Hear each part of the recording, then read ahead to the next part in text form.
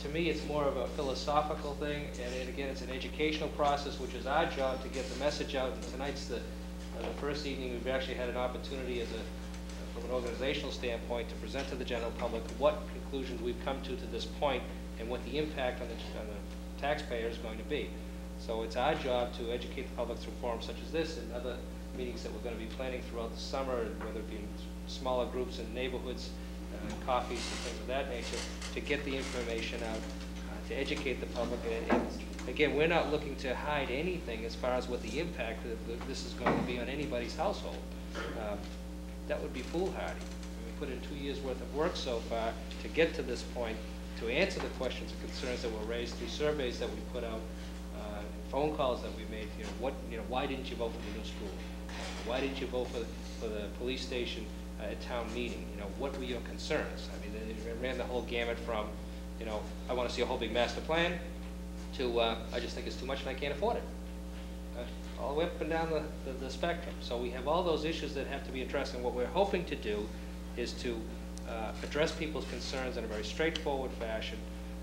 We're hoping to eliminate some of the misnomers out there as far as why we're doing this in relation to that. Did we look at all of the possibilities that were out there? I mean, we have half a dozen different scenarios that we looked at as far as in relation to the reuse of the bachelor school, with costs associated with each one of those proposals.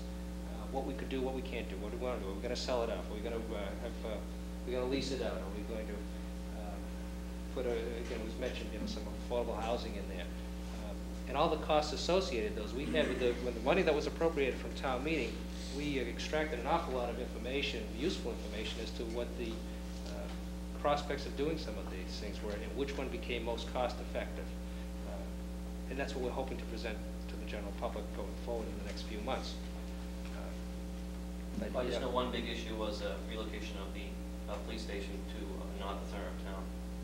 Absolutely, that's an issue that's been addressed. It's some members of F.U.M.P, including myself, that was one of the issues. But from my own personal standpoint, we're looking at, we've been charged with the responsibility of coming up with a plan that a consensus could be reached upon. As far as the arguments in relation to, physically locating the police station out of the center of town and behind the current existing town hall, again, I think the argument that, it's the location of the cruisers and the visibility out in the street that has more of an impact and is more substantial. It's a very mobile department, and will we physically locate 2 officers in the department at 2 a.m. or 3 officers, whatever's going to be in there? It really doesn't have an impact other than people driving through the town looking for information and want to pull in and ask the police department. Well, they can pull in and ask the fire department. They're in the center of town too. I just want to make a comment. The other day, I saw 3 cruisers following each other down Route 62, right in a row.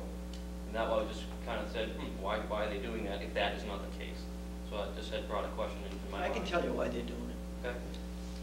Maybe I shouldn't, it's a secret, but they have radar in the front bumper. What they do is, most people think you're only going to end the back, by the way. You're only going to catch them going one way. Well, what happens if they catch a speeder coming this way?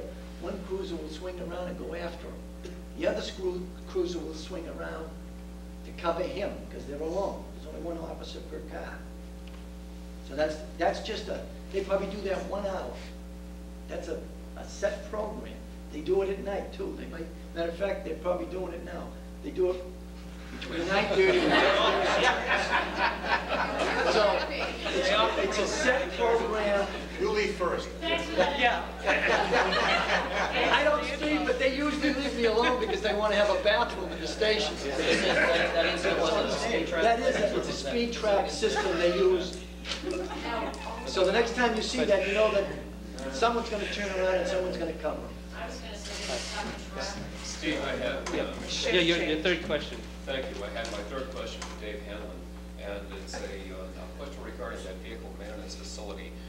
Has your department considered a cost trade analysis of privatization versus town operation of that facility? I know that you've had engineers take a look at the cost of the facility, but I'm talking about privatizing the entire thing over a 20-year life cycle. Good question. We've done a broad-based contracting out of various services. We have negotiated right now, actually, that study intensely with the water department. That's usually a very easy area to target because it's an enterprise system. We have looked at, in a broader base, part of highway operations and fleet. Today, we do contract ops. First of all, let me tell you my philosophy. This is my philosophy. We're not interested in being big. I want to stay. I want to address the seasonal needs of the community. And part of the job is to maintain the infrastructure we have. Part of the job is to plan for the future growth, assess the infrastructure we have, and then supply a footprint for those that need to make decisions in terms of that infrastructure and the growth, i.e. through water, sewer, whatever. Excuse me, Dave, could you just hold on 1 second while he switches the tapes? And this is going to be